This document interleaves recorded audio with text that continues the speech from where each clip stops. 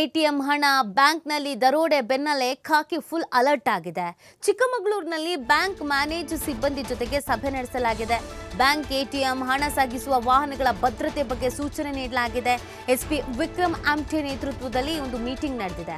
RBI police ಇಲಾಖೆಯ guidelines ಅನುಸರಿಸೋಕೆ ಸೂಚನೆಯನ್ನ ನೀಡಲಾಗಿದೆ.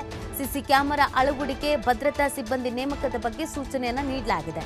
ಚಿಕ್ಕಮಗಳೂರು ಎಸ್ಪಿ ಕಚೇರಿಯಲ್ಲಿ ಸೂಚನೆಯನ್ನ ನೀಡಿದ್ದಾರೆ. ಎಸ್ಪಿ ಎಲ್ಲ ಭಾಗಗಳಲ್ಲೂ ಕೂಡ ಅಲರ್ಟ್ ಆಗಲೇಬೇಕಾದಂತ ಅನಿವಾರ್ಯತೆಯೂ ಇದೆ.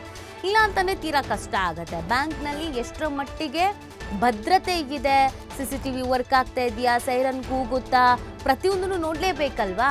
ಈಗಲೂ ಅದ್ರ ಬಗ್ಗೆ ಅರಿವು ಮೂಡಿಸ್ಕೊಂಡಿಲ್ಲ ಅಂತ ಅಂದರೆ ಪರಿಸ್ಥಿತಿ ಕೈ ಮೀರಿ ಹೋದ್ಮೇಲೆ ಏನು ಮಾಡ್ಲಿಕ್ಕೆ ಆಗೋದಿಲ್ಲ. ಈಗ ನಾವು ಎರಡು ಘಟನೆಗಳನ್ನು ನೋಡಿದ್ವಿ. ಒಂದು ಬ್ಯಾಂಕ್ ಎಟಿಎಂಗೆ ಹಣ ತುಂಬೋಕೆ ಅಂತ ಬಂದಿದ್ದಂಥ ಭದ್ರತಾ ಸಿಬ್ಬಂದಿ ಮೇಲೆ ಅಟ್ಯಾಕ್ ಆಗಿದ್ದು, ಇನ್ನೊಂದು ಬ್ಯಾಂಕ್ನ ದರೋಡೆ. ಹೀಗಿರಬೇಕಾದ್ರೆ ಇದೊಂದು ಅವಶ್ಯ ಮೀಟಿಂಗ್ನ ಅಗತ್ಯವೂ ಇತ್ತು. ಆ ಮೀಟಿಂಗನ್ನು ಮಾಡಲಾಗಿದೆ. ಬ್ಯಾಂಕ್ನ ಸಿಬ್ಬಂದಿಗಳು ಭಾಗಿಯಾಗಿದ್ದರು. ಈ ಮೀಟಿಂಗ್ನಲ್ಲಿ ಒಂದಷ್ಟು ಸಲಹೆಗಳನ್ನು, ಒಂದಷ್ಟು ಸೂಚನೆಗಳನ್ನು ಇದರಲ್ಲಿ ನೀಡಲಾಗಿದೆ ಅನ್ನೋದು ಕೂಡ ಗೊತ್ತಾಗ್ತಾ ಇದೆ.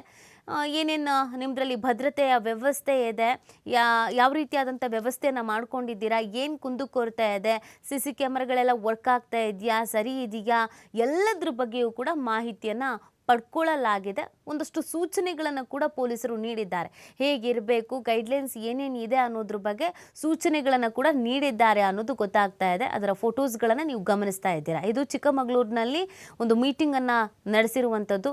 ಭದ್ರತೆಯ ಬಗ್ಗೆ ಸೂಚನೆಯನ್ನು, ಅರಿವನ್ನು ಮೂಡಿಸುವಂಥ ನಿಟ್ಟಿನಲ್ಲಿ, ಮಾಹಿತಿಯನ್ನು ಪಡ್ಕೊಳ್ಳುವಂಥ ನಿಟ್ಟಿನಲ್ಲಿ ಈ ಒಂದು ಮೀಟಿಂಗನ್ನು ಅರೇಂಜ್ ಮಾಡಲಾಗಿತ್ತು. ಎಸ್ಪಿ ವಿಕ್ರಮ್ ಆಮ್ಟೆ ಇವರ ನೇತೃತ್ವದಲ್ಲಿ ಈ ಒಂದು ಮೀಟಿಂಗನ್ನು ಮಾಡಲಾಗಿತ್ತು. ಪ್ರಮುಖವಾಗಿ ಆರ್ಬಿಐ ಪೊಲೀಸ್ ಇಲಾಖೆಯ ಗೈಡ್ಲೈನ್ಸ್ ಅನ್ನು ಅನುಸರಿಸಲೇಬೇಕು ಅನ್ನುವಂಥ ಸೂಚನೆಯನ್ನು ನೀಡಲಾಗಿದೆ.